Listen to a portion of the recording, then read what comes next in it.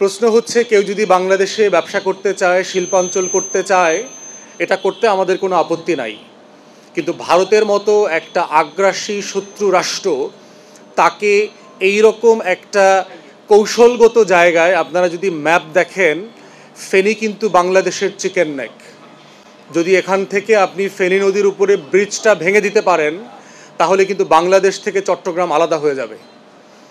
তাহলে সেই রকম একটা কৌশলগত জায়গায় বঙ্গোপসাগরের মুখে ফেনী নদীর মোহনাতে বিলোনিয়া থেকে শুরু করে মিরেশ্বরাইতে এত বড় একটা অঞ্চল ভারতের মতো একটা আগ্রাসী শক্তিকে দেয়াটা বাংলাদেশের স্বাধীনতা, সার্বভৌমত্ব, মর্যাদা এবং জাতীয় স্বার্থের সাথে যায় না। ইতিমধ্যে আমরা দাবি করেছি যে এক্সক্লুসিভ জোনটাকে বাতিল করে দেওয়ার জন্য। যদি বাতিল করতে না দেয় তাহলে দ্বিতীয় অপশন হচ্ছে যে এখানে শুধু ভারত না, চীন, পাকিস্তান, রাশিয়া, আমেরিকা প্রত্যেক রাষ্ট্রকে আপনি ব্যবসা করতে দেন। শুধু ভারতকে এক্সক্লুসিভ জোন দেওয়ার পক্ষে আমরা নই। আমরা বিভিন্ন সূত্রে জানতে পেরেছি যে ভারত এই এলাকাটাকে আপনার একটা গোয়েন্দা বেস তৈরি করেছে এখানে, এবং ইসকনকে কেন্দ্র করে আমরা চট্টগ্রাম বিভাগে যে ক্যাওয়াসটা দেখলাম, এই প্রত্যেকটা ক্যাওয়াসের সাথে ধারণা করা হচ্ছে এই অঞ্চলের যে ভারতের তৎপরতা আছে সেটা দায়ী।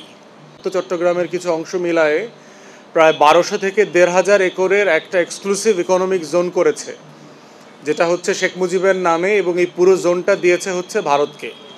ফেনী সীমান্তের কারণে এখানে আমাদেরকে ট্রেন লাইন করতে দিচ্ছে না, ব্রিজ কালভার্ট করতে দিচ্ছে না, পাকা রাস্তা করতে দিচ্ছে না। কেমন অদ্ভুত আবদার! আমার দেশের ভিতরে, আমার মাটিতে আমি রাস্তা করব, ব্রিজ করব, ট্রেন করব, এটা ভারতের আপত্তিতে আমার 2 পয়সারও তো কিছু যায় আসে না। বাংলাদেশ রাষ্ট্রের স্বার্থ, ফেনী জেলাবাসীর স্বার্থটা হচ্ছে এখানে প্রাইম।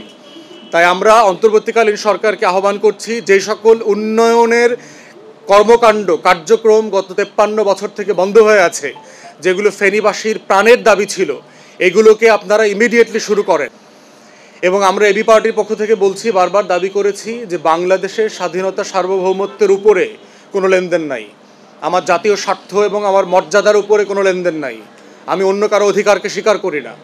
এজন্য যদি যা কিছু করতে হয়, ফেনীবাসীরা যেমন করবেন, যেভাবে ফেনীর তরুণরা রক্ত দিয়ে, বুক পেতে দিয়ে, জীবন দিয়ে যুদ্ধ করেছেন জুন, জুলাই, আগস্টে, ফেনী নদীর পানির হিস্যার জন্য, বিলোনিয়া সীমান্তকে বাংলাদেশের অংশ রাখার জন্য, মিরেশ্বরাই যেন বাংলাদেশ থেকে বঙ্গোপসাগরের মুখে আলাদা না হয়ে যায়, সেই লড়াইতেও ফেনীবাসী থাকবে।